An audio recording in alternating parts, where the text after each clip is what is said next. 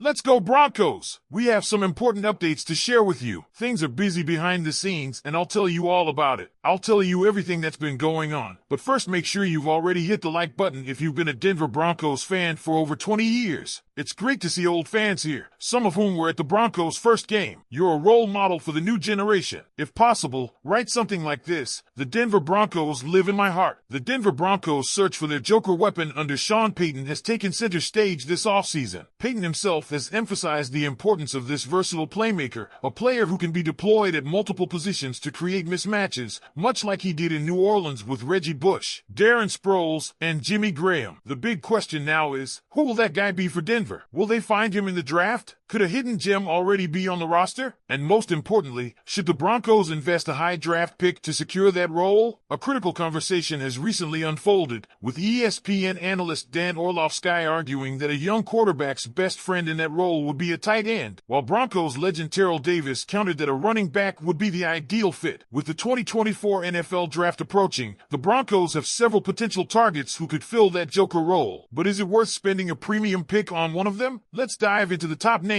being discussed. One of the most talked about prospects is Boise State's Ashton Jeanty. He's dynamic, explosive, and can line up all over the field, exactly what Payton envisions for that role. Jeanty's ability to blow past defenders and make mistakes in open space is elite. However, there are concerns. Is spending the 10th overall pick on a running back a wise move when the position has such a short shelf life in the NFL? Additionally, the level of competition is a question mark. Playing at Boise State, Jeanty didn't consistently face top-tier defenses. Would his skills translate seamlessly to the pros? And would he be worth such a big investment when the Broncos have other pressing needs? If the Broncos opt to wait until the later rounds, they could target SMU's Brashard Smith. Smith isn't a household name, but his game-changing speed and versatility have caught the eye of some draft analysts. Starting out as a wide receiver before transitioning to running back, he put up impressive numbers at SMU, and his tape shows a player who can dominate both on the ground and as a pass catcher. He has shades of Deebo Samuel in his game, quick, physical, and dangerous in space. The upside? The Broncos could take him in the 4th, 5th, or even 6th round instead of spending a top pick on Jeanty. But is he ready for the jump to the NFL, or was his dominance a product of weaker college competition? Another name in the mix is Ohio State's TreVeyon Henderson. He's projected as a second-round pick and has the pedigree to play against elite competition. But there are skeptics. Some see him as a Monty Ball or Ron Dane type, dominant in college but unable to adjust to the speed and physicality of the NFL. If the Broncos were to take a chance on Henderson, it would mean passing up other positions of need, which begs the question, is he special enough to warrant that risk? A wildcard option is Texas' Jaden Blue. A dynamic athlete with elite speed, Blue has shown flashes of being a dangerous receiving threat out of the backfield. His ability to create separation and stretch defenses could make him an intriguing late-round option. But is he polished enough? Could he step in right away and contribute at the NFL level, or would he need time to develop? Of course, there's also the possibility that the Broncos don't need to draft a wild card. Some believe Marvin Mims Jr. could thrive in that role. While Mims has shown his explosiveness, he has yet to show the ability to operate as a true dual-threat weapon in the backfield. His game is built more on speed to the edge than making defenders miss in tight spaces or cutting through the middle of a defense. Could he evolve into Payton's ideal Joker, or should the Broncos look elsewhere? This decision is crucial for the Broncos' offensive identity in 2024. Should they invest a top pick in a high-upside player like Jeanty, hoping he transforms the offense? Or should they wait for a sleeper like Smith or Blue and use their premium selections elsewhere, perhaps to shore up the defense or find a long-term answer at quarterback? Broncos country, we need to hear from you. Who do you think fits Sean Payton's vision for the Joker role? Should the Broncos go all in on a high draft pick, or would you prefer they take a chance on a hidden gem later in the draft? Could Mims be the answer, eliminating the need to draft a Joker at all? Drop your thoughts below. This could be one of the most important decisions Denver makes this offseason. If the Broncos do decide to draft their Joker, the question then becomes, what is the right strategy? Sean Payton has a history of maximizing versatile weapons, but finding the perfect fit is easier said than done. Should Denver take the gamble early and lock in a potential game changer? Or would waiting for a later round steal be the smarter move, allowing them to use premium picks elsewhere? One thing is clear, Payton has made it a priority to bring a joker into this offense. His track record in New Orleans with players like Reggie Bush and Darren Sproles shows just how valuable this role can be when deployed correctly. These players were not just running backs, they were matchup nightmares. The ability to motion out wide, attack defenses from different angles, and create explosive plays is what Payton is looking for. That's why this discussion is so important. The Broncos are in the midst of a rebuild, and every roster decision matters. Looking at the draft board, the argument against taking a joker early is compelling. Running backs, even elite ones, tend to have shorter careers due to the wear and tear of the position. Using a top 10 pick on Ashton Jeanty, while tempting, could backfire if the Broncos are unable to solve their other roster holes. A more balanced approach might be drafting an offensive lineman or defensive playmaker early and targeting a versatile weapon like Brashard Smith or Jaden Blue later. But what if Denver has already found their joker and just doesn't realize it yet? Some fans believe that Marvin Mims Jr. could develop into that role with the right coaching. Mims has shown flashes of elite speed, and while he hasn't been utilized as a true multidimensional weapon yet, Payton could expand his responsibilities. The biggest question here is whether Mims can take on the physicality required of a joker. As mentioned earlier, when he lined up in the backfield last season, he wasn't a legitimate running threat. Defenses knew he was either taking a reverse or acting as a decoy. To truly be Payton's joker, Mims would need to prove he can run between the tackles, take hits, and keep defenses honest. That remains a major unknown. This brings us to another interesting wrinkle in the debate. Should the Broncos shift their focus away from a running back and consider a tight end for the role instead? Dan Orlovsky was adamant that a young quarterback would benefit more from an elite tight end than a running back. That's because a tight end can be both a security blanket and a matchup nightmare. Payton has seen this firsthand with Jimmy Graham, who thrived in his system in New Orleans. If the Broncos believe a tight end could fill the joker role, it might change their draft priorities entirely. No matter which direction Denver goes, this decision will have ripple effects across the roster. If the Broncos commit to drafting a joker early, they're banking on that player becoming a cornerstone of the offense. If they wait, they risk missing out on impact players and may need to adjust their strategy mid-season. That's why this conversation is so important. Broncos country. This is about more than just one player. It's about the identity of the offense moving forward. Do you think the Broncos should go all in on a top-tier joker in the draft? Should they take a gamble on a late-round sleeper? Or could the answer already be on the roster with Marvin Mims? Drop your thoughts below. Which direction should Sean Payton take? Let's talk about it. The Denver Broncos' search for their joker is one of the biggest storylines this offseason. Sean Payton wants a versatile playmaker, but who fits that role best? Ashton Jeanty is a top talent, but may be too expensive at pick 10. Later round options like Brashard Smith and Jaden Blue could offer value without sacrificing premium draft capital.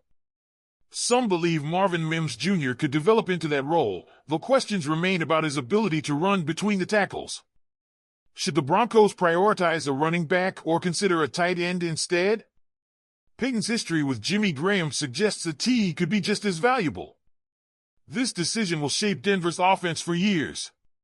Should the Broncos invest early, find a late-round gem, or trust the talent already on the roster? Broncos country, what's the best move? Drop your thoughts below. This is a debate worth having.